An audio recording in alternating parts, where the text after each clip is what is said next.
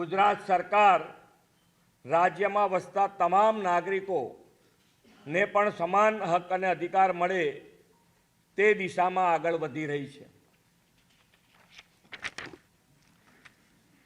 આ માટે ગુજરાતમાં કોમન સિવિલ કોડની આવશ્યકતા ચકાસવા અને કાયદા માટેનો મુસદ્દો તૈયાર કરવા સુપ્રીમ કોર્ટના નિવૃત્ત ન્યાયાધીશ શ્રીમતી રંजना દેસાઈની અધ્યક્ષતામાં એક કમિટીની રચના કરવાનો મહત્વપૂર્ણ નિર્ણય કર્યો છે।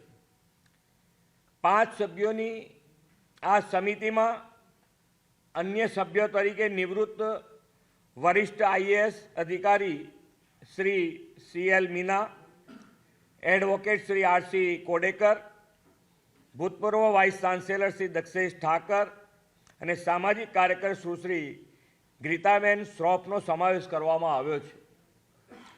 आ कमिटी तमाम पासाओनो सुग्रथित अभ्यास करीने पोतानो रिपोर्ट 45 दिवस में राज्य सरकार ने आपसे अने रिपोर्टना आधारे राज्य सरकार योग्य निर्णय करशे। तमे विचार करो, आदिवासी समाजनी संस्कृति होय, अमारा मालधारी समाजनी संस्कृति होय, आजे पण अमारा मालधारी समाज में 80% विवाद होय, घरेलू झगड़ा होय, छूटाछेडाना केस होय, तो ए अमारा आगेवानो सुलझावी ले छे। आदिवासी समाज में बहुपत्नीत्व होय, एमना पोताना एक रिवाजों छे, आ बधुं UCC आवता खत्म थई जशे। એટલે યુનિફોર્મ સિવિલ કોડ એ ભાજપનું એક નર્યું નાટક છે। તમે જુઓ કે ઈસાઈ છે, ક્રિશ્ચન છે, શીખ છે, મુસ્લિમ છે, આ બધા માટે આ યુનિફોર્મ સિવિલ કોડ છે એ ક્યાંક ને ક્યાંક અડચણરૂપ થવાનું છે। आदिवासी समाज गुजरात में एनी 27 सीटों है। भाजप 27 सीटों में घूसी नहीं सके जो यूनिफॉर्म सिविल कोड लाव्यो तो आ बधुं ज्यारे ज्यारे चूंटणीओ आवे त्यारे एमने आ यूनिफॉर्म सिविल कोड देखाय।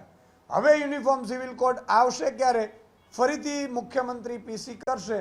फेब्रुआरी 2026 में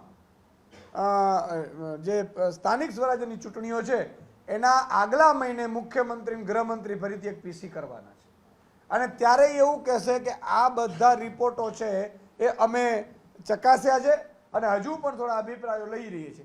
એટલે 2026 પછી પાછી યુનિફોર્મ સિવિલ કોડની મીટિંગ અને પ્રેસ કોન્ફરન્સ મુખ્યમંત્રીની થશે ઓક્ટોબર કે નવેમ્બર 2027 માં। આ લખી લેજો, આ એમનો ધંધો છે। એમણે મોંઘવારીથી કોઈ લેવા દેવા નથી, એમને બેરોજગારીથી કોઈ લેવા દેવા નથી, એમને સરકારી ભરતીઓ નથી કરવી, એમને ખેડૂતોને ભાવ નથી આપવા, એમણે ગરીબો વંચિતો શોષિતોને ન્યાય નથી આપવો, એમણે સરઘસો કાઢવા છે। સરકારે બીજા ઘણા બધા કાયદા છે તેનો અમલ કરાવવાની જરૂર છે। આજે સમગ્ર દેશના અંદર હું સમજુ છું કે બેરોજગારીનો પ્રશ્ન છે, મોંઘવારીનો પ્રશ્ન છે, ખેડૂતોને પોષણક્ષમ ભાવ નથી મળતા। આજે દેશના અંદર અલગ અલગ હું વાત કરું છું કે દેશના અંદર બીજા રાજ્યોના અંદર ગૌ હત્યા પર પ્રતિબંધ મૂકેલો છે, બીજા રાજ્યોના અંદર ગૌ હત્યા પર પ્રતિબંધ નથી મૂકેલો। તો ગૌ હત્યા પર પ્રતિબંધ બીજા જે રાજ્યમાં નથી ત્યાં પણ એ રાજ્યના અમલ કરાવવો જોઈએ। દારૂબંધીનો અમલ નથી થયો, જે રાજ્યના અંદર દારૂબંધીનો પણ અમલ કરાવવો જોઈએ। સરકારે ઘણા બધા એવા પ્રશ્ન છે કે સરકારે જે ખુલ્લા મનથી આવીને ચર્ચા કરવી જોઈએ અને આ એનો અમલ કરાવવા સરકાર માંગતી હોય તો બીજા ઘણા બધા સમસ્યાઓ છે એનો પણ સરકારે ધ્યાન રાખવું જોઈએ। સરકારે જ્યારે UCCનો અમલ છે હું સમજુ છું કે મુસ્લિમ સમાજના ધાર્મિક ગુરુને પણ અંદર કોઈ સામેલ કરવા જોઈએ જેથી કરીને જે શરિયતની વાત છે, શરિયત શું કહેવા માંગે છે એનો પણ એને અભ્યાસ થાય। ખાસ કરીને આજે ઉત્તરાખંડમાં જે પ્રમાણે OBC અને જે આદિવાસીને એમાંથી બાકાત રાખવામાં આવી છે, સરકારની મનસા શું છે એ મને ખબર નથી।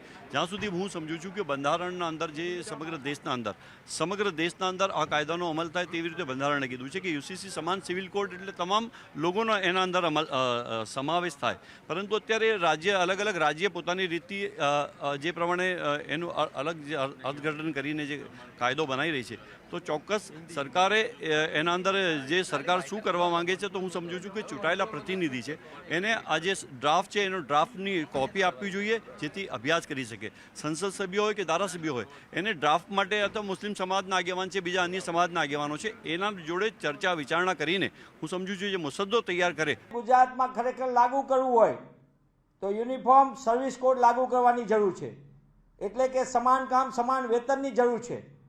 એ કાયદો લાગુ કરો અને ગુજરાતના લાખો યુવાનોને ન્યાય આપો. ગુજરાતમાં ખરેખર જરૂર છે યુનિફોર્મ એજ્યુકેશન કોડની જરૂર છે, એટલે કે તમામને શિક્ષણનો અધિકાર મળે. ગુજરાતના નાગરિકોને એ દિશામાં કામ કરવાની જરૂર છે. ખરેખર સરકારની નીતિને નિયત સાફ હોય ગુજરાતના નાગરિકો માટે, તો યુનિફોર્મ હેલ્થ કોડની સરકારે લાગુ કરવાની જરૂર છે, જેથી કરીને ગુજરાતના નાગરિકોને, ગુજરાતીઓને આરોગ્ય સેવા સારી મળી શકે. ખરેખર સરકારને લાગુ કરવું હોય તો સમાન ન્યાય, ભેદભાવ વગરના ન્યાય માટે યુનિફોર્મ લો લાગુ કરવાનો જે કંડક્ટ ધ યુનિફોર્મ લો, એટલે કે ગરીબો માટે એક સરકારનો કાયદો, પૈસાદાર માટે એક કાયદો. ભાજપનો ખેસ પહેર્યો હોય તો એને તમામ ગુના, લૂંટના લાયસન્સ, અને સામાન્ય માણસ થોડીક પણ ભૂલ કરે તો એની ઉપર દંડા અને લાઠીઓ અને દંડ અને દંડા ફટકારવાના. ભારતીય જનતા પાર્ટીની ઉત્તરાખંડ સરકારે દેશમાં યુસીસીનું એક અદ્ભુત મોડલ રજૂ કર્યું છે, અને અગર આપ એનો એ રિપોર્ટને સ્ટડી કરશો તો આપને અંદાજો આવી જશે કે કોઈ બી પ્રકારે આદિવાસી સમાજની જે રીતિ રિવાજો અને જે કાનૂન છે, એટલે એમના જે કાયદાઓ છે, એને કોઈ બી પ્રકારે નુકસાન એ આખા યુસીસીના કાયદાની અંદર નથી લાવવામાં આવ્યું.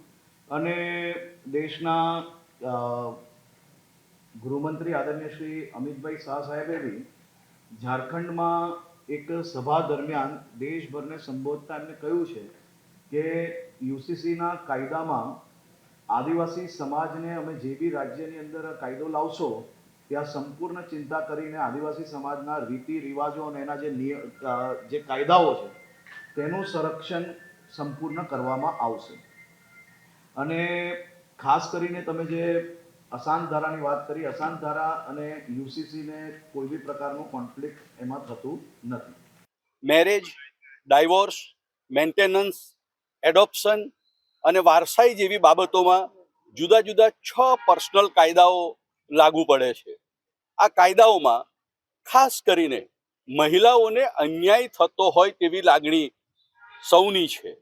સુપ્રીમ કોર્ટે આ અગાઉ શાહબાનુ વગેરેના કેસમાં સરકારને સૂચન કર્યું હતું કે આ પ્રકારના કેસોમાં જે વિસંગતતાઓ છે એને ખૂબ ઝડપથી દૂર કરીને એક કોમન એક્ટ, એક કોમન કાયદો બનાવવો જોઈએ. ભારતીય બંધારણમાં પણ બંધારણ સભાએ માર્ગદર્શક સિદ્ધાંતોમાં આ પ્રકારનો કાયદો બનાવવાની જોગવાઈ કરી છે. આ દિશામાં આપણે સૌ જાણીએ છીએ તેમ ઉત્તરાખંડ સરકારે યુસીસી લાગુ કર્યો છે. ગુજરાત સરકાર પણ આ દિશામાં ખૂબ વિચારી રહી છે અને કાયદામાં રહેલી છટકબારીઓનો લાભ લેવાતો બંધ થાય અને સ્ત્રીઓને એમના હક અને અધિકાર કાયદા પ્રમાણે મળે એ ખૂબ જરૂરી હોવાથી આ પ્રકારની કમિટીની આજે રચના કરીને એક સભ્ય તરીકે મારી નિમણૂક કરી છે.